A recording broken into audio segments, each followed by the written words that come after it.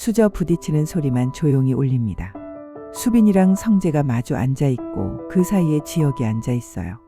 평소 같았으면 눈치부터 줬을 지혁인데 오늘은 이상하게 표정이 먼저 내려놨어요.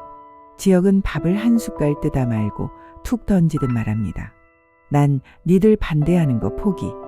너희 둘만 생각해. 말은 가볍게 하는데 그 안이 무겁습니다. 마치 내가 오래 못 버틸 수도 있으니까 지금이라도 후회 없이 살라는 사람처럼요. 수빈은 웃으려다가도 지혁의 눈을 보고 입술을 깨물어요. 이미 수빈은 알고 있거든요. 아버지가 아니라 지혁이가 아프다는 말을 성재에게서 들어버린 뒤부터 수빈의 하루는 평범하지가 않아요. 성재도 마찬가지예요. 지혁 앞에서 더 밝게 웃으려는 얼굴이 오히려 더 아슬아슬합니다. 그런데 지혁은 더 다정해지지 않아요. 오히려 더 단정하게 선을 긋기 시작합니다. 지혁은 은호를 마주보고 서 있어요. 은호는 표정이 딱 봐도 뭔가 숨기고 있다는 얼굴인데 지혁은 그걸 모르는 척하지 않습니다. 이미 다 알아챈 사람처럼 차갑게 내려다봐요. 그리고 지혁이 사람 가슴을 한 번에 얼리는 말을 합니다. 지금부터 너는, 아니 지은호 씨는 내 회사 직원. 그 이상도 그 이하도 아닙니다. 말끝이 날카롭게 떨어져요. 은호는 그 말에 잠깐 멈칫하지만 눈빛이 꺾이지 않습니다. 오히려 은호는 정면으로 받아칩니다.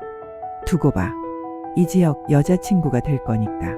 이 상황에서 저런 말이 나온다는 게 은호답기도 하고 은호가 얼마나 버티고 있었는지 보여주는 말이기도 해요. 겁나는데도 웃음으로 버티는 사람의 방식. 지혁은 돌아섭니다. 차갑게.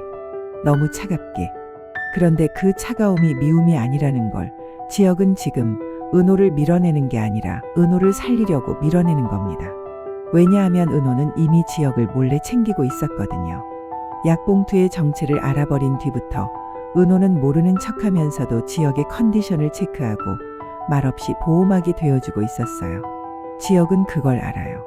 그래서 더 잔인하게 선을 긋습니다. 나 때문에 다치지 마. 그 말을 끝내 입 밖으로는 못 내뱉고 대신 직원이라는 단어로 벽을 세워버린 거예요. 같은 시각 상철의 하루는 점점 부서집니다. 심장이식이라는 단어를 문틈으로 듣고 그날 이후로 상철은 제대로 숨도 못 쉬어요. 상철은 지혁의 뜻을 따라 하려고 애를 씁니다. 가족에게는 숨기고 아무 일 없는 것처럼 살고 지혁이 원하는 방식대로 조용히 해결해 보려고요. 그런데 아버지라는 사람은 조용히가 안 되잖아요. 아들의 병 앞에서 조용한 건 사랑이 아니라 방치처럼 느껴져요. 결국 상철은 무너집니다. 왜 하필 우리 지혁입니까? 제발 좀 살려주세요. 그 울음은 누구에게 하는 기도인지도 몰라요. 하늘인지 의사인지 자기 자신인지. 다만 확실한 건 상철이 지금 처음 겪는 절망이라는 것. 또 다른 전쟁이 시작돼요. 성희가 움직이기 시작합니다. 성희는 지금 돈이 아니라 숨이 막혀요. 박진석에게 재산줄이 끊겼고 딸 영나에게도 문자로 선을 그어줬죠. 1,000만 원도 더는 안 보낼 거고 월요일 주식도 안 팔 거예요. 엄마가 벌 받을 일 했잖아요. 자식에게서도 버림받는 순간 성희는 선택지가 하나로 좁아집니다. 내가 살려면 상대를 먼저 묶어야 한다. 성희는 돈도 없이 변호사 사무실 문을 밀고 들어갑니다. 그리고 그 자리에서 완전히 다른 사람이 돼요. 피해자인 척, 억울한 척, 지친 척. 7개 중에 제가 동의한 근저당은 한 건도 없어요. 신분증, 인감도장 내준 적 없고요. 의처증에 지쳐서 이혼하고 싶다니까 절 올가맨 거죠. 변호사가 놀라서 고개를 들 때 성희는 그 틈을 놓치지 않습니다. 수임료가 없다고 말하면서도 눈빛은 내가 이걸 놓치면 바보다라고 말해요.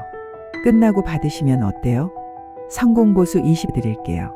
400억이 넘는 재산을 입에 올리고 80억이죠. 라는 계산까지 던집니다. 그리고 마지막엔 협박처럼 웃어요. 이런 뻔한 근저당 무효 소송에 승소할 자신 없으세요? 변호사가 흔들리는 순간 성희는 바로 못을 박습니다. 그럼 이혼 소송도 한 변호사님께 맡길게요. 전후 사정 다 아시니까. 성희는 지금 법이 필요해서 온 게 아닙니다. 함정을 파려고 온 거예요. 박진석을 유책 배우자로 만들고 돈줄을 다시 틀어주기 위한 정교한 답. 그런데 문제는 박진석이 호락호락한 상대가 아니라는 겁니다. 박진석은 성희가 움직이기 시작한 걸 이미 알고 있는 사람처럼 말하죠.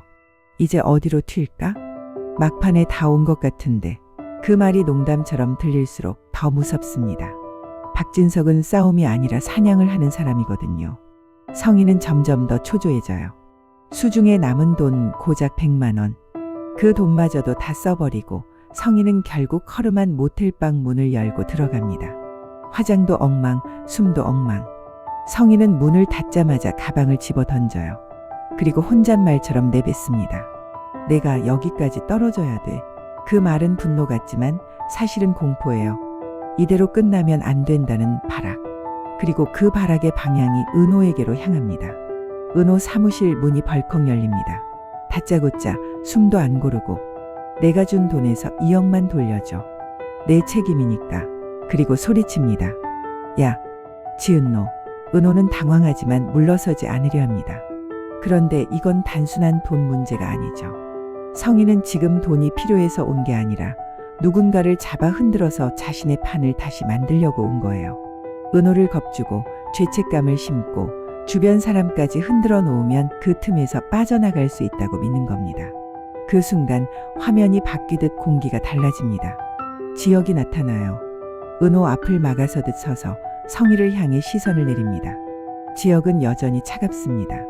방금 전까지 직원 그 이상도 이하도 아니다 라고 선을 그어놓고는 정작 은호가 위험해지자 몸이 먼저 움직여버립니다. 말로는 선을 긋고 행동은 보호하는 남자. 그게 지혁의 진심이죠. 은호는 그걸 보고 어이가 없어서 웃다가 또 울컥할 거예요. 직원이라면서요. 그 말이 목까지 올라오는데 지금은 말로 싸울 때가 아니니까요. 지혁의 병을 아는 사람은 아직 많지 않아요. 이 비밀이 무너지기 시작하면 지혁이 지키고 싶었던 아무 일 없는 것처럼 일하는 마지막 바람도 같이 무너집니다. 상철은 아들의 뜻을 지키려다 더 절망하고 성희는 함정을 파다가 더 큰 상대를 건드리고 박진석은 그 함정을 역으로 이용할 준비를 하고 은호는 지혁을 살리려다가 자기 목이 먼저 조여오고 지혁은 차갑게 밀어내려다 결국 진심이 튀어나옵니다. 그리고 마지막 지혁이 은호를 향해 다시 한번 차갑게 돌아서는 척하다가 위험 앞에서 본능처럼 내뱉는 말 한마디가 건드리지 마. 그 말이 누구에게 한 건지 성희에게인지 은호에게인지 아니면 자기 자신에게인지 내일 그 답이 나옵니다.